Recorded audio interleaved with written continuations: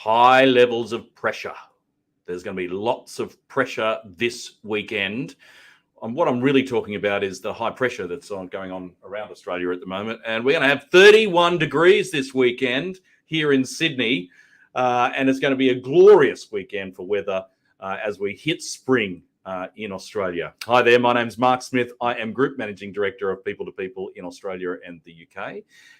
And Frog Recruitment in New Zealand. And this is P2P Live, where we talk all things jobs and employment throughout Australia at 12:30 on a Friday afternoon. Now, we're live on YouTube, LinkedIn, Twitter, and Facebook, and we can see your comments. So if you do have any questions throughout the broadcast, then please pop them into the comments and we'll get to them straight away. Jam-packed today, we've got our stat of the week where we're going to look at the Internet Vacancy Index. It's a bit of an indication of how many jobs are actually out there, and we'll look at that on a state-by-state basis. We've got jobs, 2 hot jobs in Australia. We've got a job in the UK. We've got a job in New Zealand that we're going to talk about. And we're also going to spend a little bit of time with Bella from our Sydney office, where we're going to discuss onboarding and some things to avoid when you're onboarding, the mistakes that are common when you're onboarding in the 21st century. So staff, particularly after the pandemic.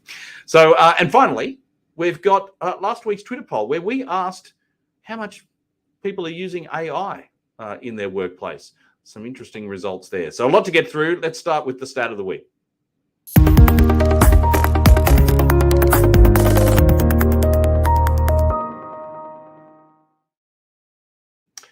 So this week, just a couple of days ago, the Internet Vacancy Index for August was released for Australia. And you can see on the screen there the results.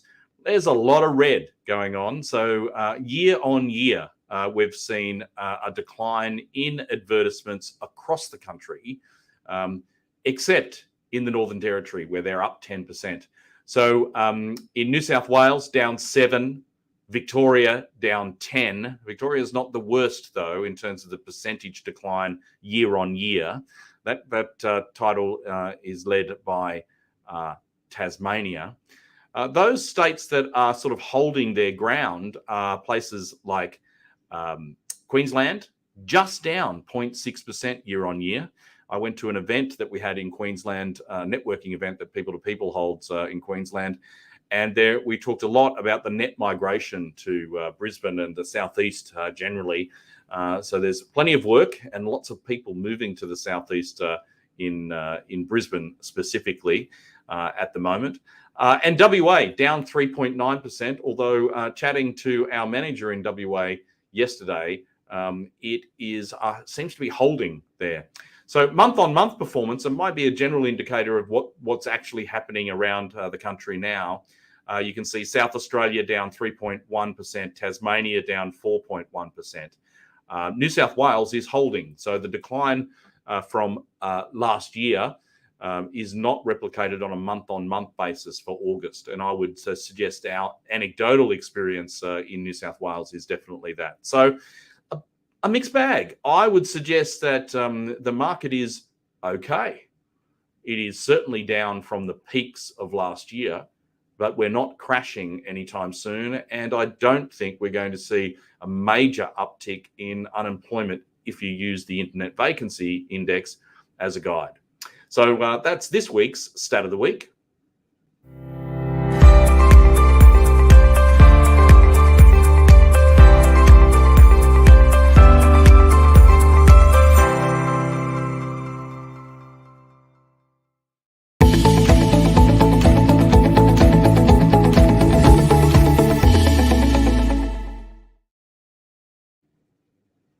Two hot jobs to talk about across Australia this week. The first one is here in Sydney in Leichhardt.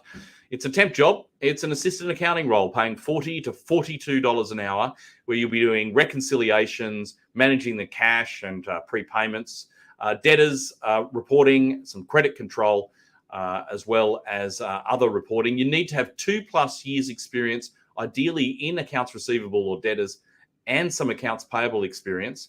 And if you've come from a food industry background, you're definitely going to get a good shot at this particular temp job. It's immediate start. You need to tap to Demi in our Sydney office, 02 8270 9787. I know she's at her desk this afternoon if you wanted to give her a call. Or you can simply hit apply now in the link in the comments for that particular hot job in Leichhardt. Here's the next one. And this one is in Adelaide. It's an accounts officer's role. Trust accounting regulations you need to be adhering to those regulations, bank and credit card reconciliations that you'll be doing as well. Other duties such as reporting and some general banking. Requirements, you need to have worked in an accounts team before. If that's been in a law firm, it's going to put you at the top of the heap. And specifically, if you've got trust accounting experience too, that's really going to help. Courtney Rice is our consultant in the Adelaide team. 08 for Adelaide, 8317 4802. Or as before, you can hit apply now in the comments and learn more about that particular opportunity. Okay, that's this week's 2 hot jobs throughout Australia.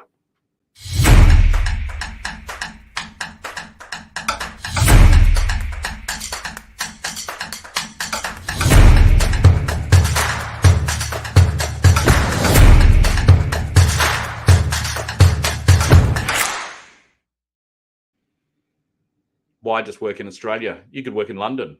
And with the youth mobility visa for both Australians and Kiwis at the moment, if you're aged 18 to 35, it takes about 3 weeks to get a youth mobility visa, and you can work in the UK for 3 years. That means you might be right for this job, or maybe you're just returning home. Paralegal with construction.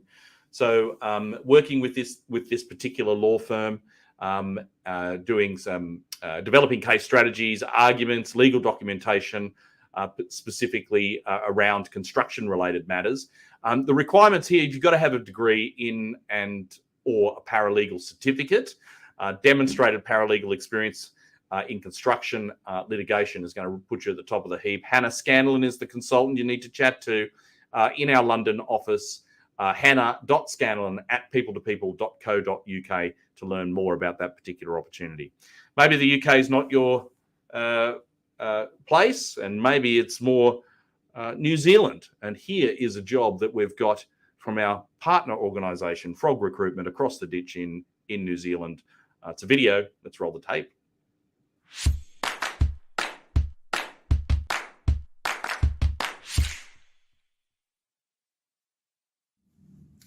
Kia ora. Are you an admin superstar trying to progress your career? Do you want to take your next step into the exciting world of property? Here's your chance. I'm working with a commercial facilities company based in Auckland who are looking for a work order coordinator to join their team ASAP. So what do I mean by work order coordinator? You're working across facilities tradespeople to schedule them into various tasks while keeping accurate records of every task. You get to engage with internal and external stakeholders and build relationship with your clients. Run your portfolio like a business within the business. This role comes with excellent career progression opportunities into facilities or property. The team here is very close-knit with teammates helping each other elevate their skills and grow within the business. If you can handle admin functions, think on your feet, comfortable with computer systems, and have a passion for property, look no further. This opportunity will not stay on the market for very long, so get your hat in the ring now. Contact me on the information below or simply click apply. See you soon.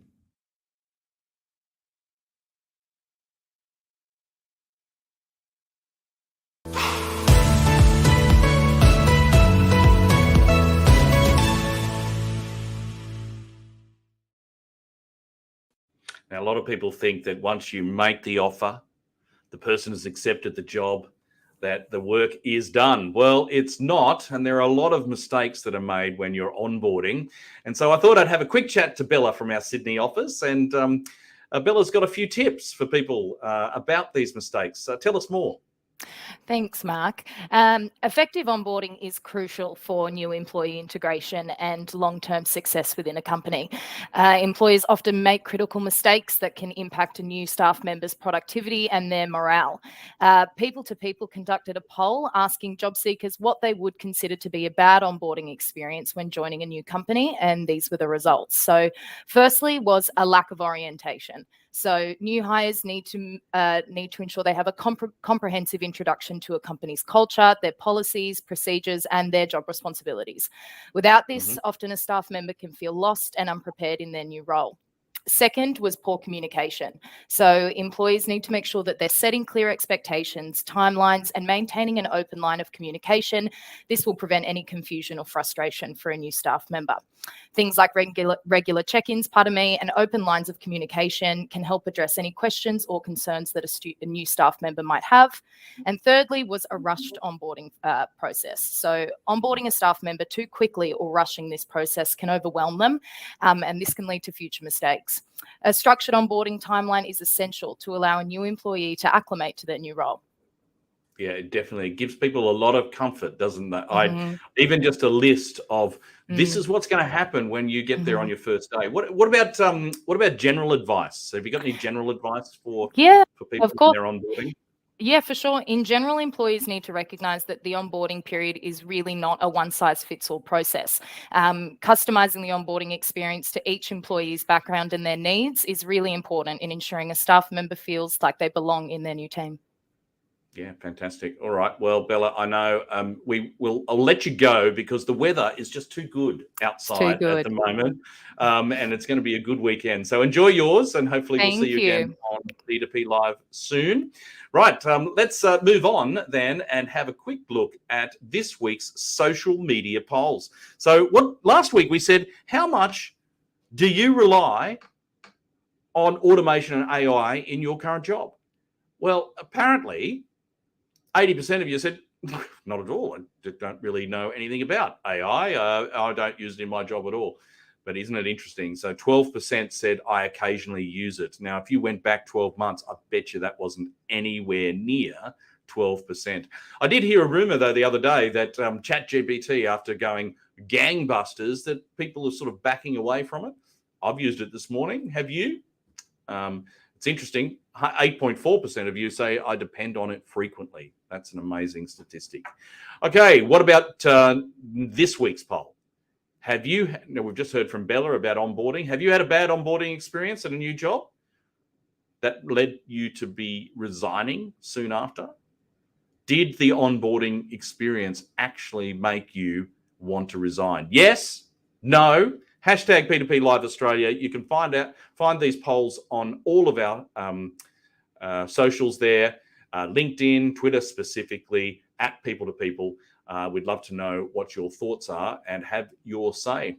That's it for this week. Thank you so much for joining us for P2P Live. We're going to do it all again next week at 12:30. We'll see you then.